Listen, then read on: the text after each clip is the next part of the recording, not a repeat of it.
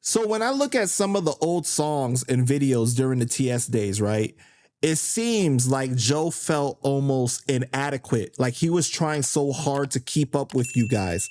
Did you ever feel like that? Like he felt insecure because you and Pun and Sace already had forged the bond and you guys were superior in talent? Well, we never looked at it as a superior. Remember, Joe's an artist, so he had his own little, he had his own feeling that he was nice too. That he felt he was a dope right, MC too. But come on, like Joe and from the Represent album to the next one was a totally different level. Totally. I was like a fucking moth into a butterfly shit. Yeah. Yeah. Yeah, beluga fly. It was a beluga fly.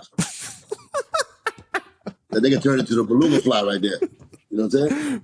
But you get what I'm saying though? But do you get what I'm saying? Like how like it seemed like he felt like he was trying to keep up with you guys. Yeah, because I mean he was a good performer. He knew how to take around a Pun Armageddon us help with. And then when he's in the booth, we direct him. Now do that shit again, and do it again. Nah, don't say it like that. Pun used to. It was like Easy. Remember when the movie Straight Outta Compton, when he had Easy in there, Ice Cube had him in there. It was laughing. It was like that because he wasn't a fast rapper. He wasn't a fast fitter. Joe was more the you got the flow, Joe. Fucking 80%, 80 RPMs. So Fat Joe's back in town. You could get down for the boogie down, and he could perform. His voice could project. You know what I'm saying? He got a good voice. You know what I'm saying? And once he gets something, he didn't get it perfectly because we used to always be on him like, that. He should have said it like this. But it was all in help. Like I'm saying, helping him to be better. And that's why he overlooked. And he didn't overlook. He just overcrooked it. He crooked that shit. You know what I'm saying? He didn't appreciate it. He didn't appreciate the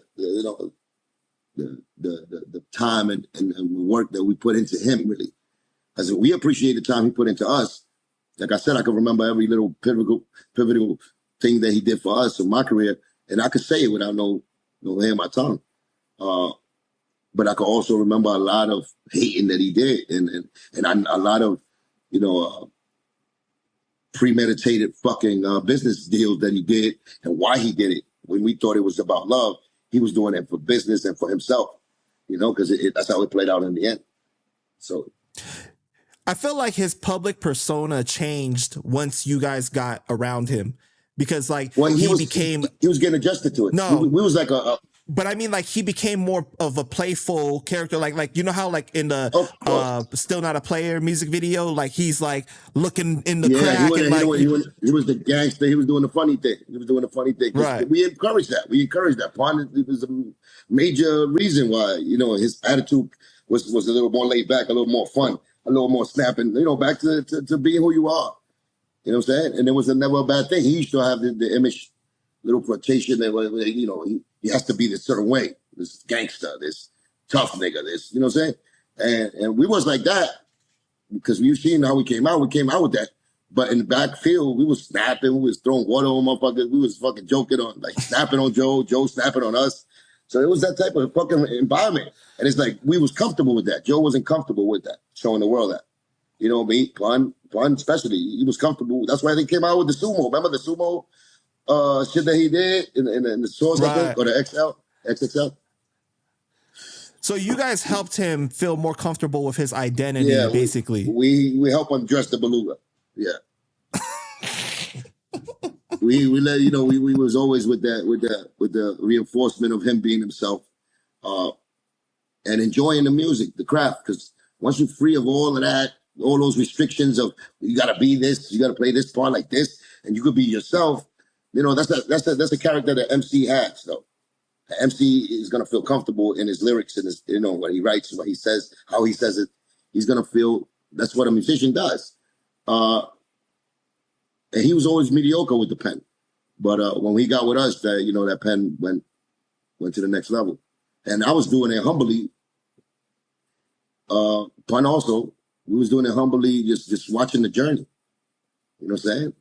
Watching the journey. Because we want motherfuckers to be nice if they fuck with us. It wasn't Joe that was, that fucking, well, he noticed the talent in Pun, but like I said, it was more components to that. It was a team, it was a love, it was a crew. When we came, when Fuller Clicks came, we added that ingredient and that's the reason why he took it to the next level. He blew up, and we all blew up with him. You know what I'm saying? At that time, so that was definitely a trait that he denies to this day, or he doesn't talk about, and just say thanks for that part of, you know what I'm saying. Maybe before he croaks, he'll probably say that one day. You know what I'm saying? I think it's And that's funny all you though got to do. because I think it's funny though because when he looks at his best album, he has to see your face. Like this, I was holding the paparazzi back for him, right? Like a protector. I was protecting my brother at that time. Thought he was my brother, but yeah, he has to see us. He has to, just like I got to see his face. You know what I'm saying? Same like, Right. I got no problem with that, man. You know what I'm saying? I know he's ashamed of what he done in his heart. I know that. He just like I said, he wants to play it for the cameras and for the, you know, and for the money, I guess. Because the more he lies, I guess, you know, he's trying to save his image. It's just that's part of Somebody it. made me laugh so hard the other day when I saw in my comments, they said, Joe's always good at admitting when he's wrong. I'm so glad. And I was like, Holy I shit. responded, said, are you kidding me? He Shit. never admits when he's wrong. That's the problem, because a lot of people would be more forgiving if he would just admit and show humility that, hey, we all human. We all make mistakes, right? Exactly. Like, I fucked up. Especially when it comes to those that are in your team, in your circle. Right. Especially to that, you know, because he's forgiving when he plays politics and money. You know, if he figures that's going to give him more money to apologize to like 50 Cent, or, you know, to reverse the part that, you know what I'm saying, when 50 was going at him and really reconcile that. He'll play it in a fucking, to the world that, oh, he's too tough for that. Oh, he's the one who may want to be, you know what I'm saying, cool with me. He'll play it like that to keep his integrity, whatever, to a point. But he knows the situations. He knows at the end of the day, he moves on a business end. He knows he does business moves like that. Because you know what I think is that, look, nobody taught him how to be an executive. So if you made mistakes, that's okay. But you always have business sense. He always was the nigga that had the store in the block, you know what I'm saying, in the hood, you know.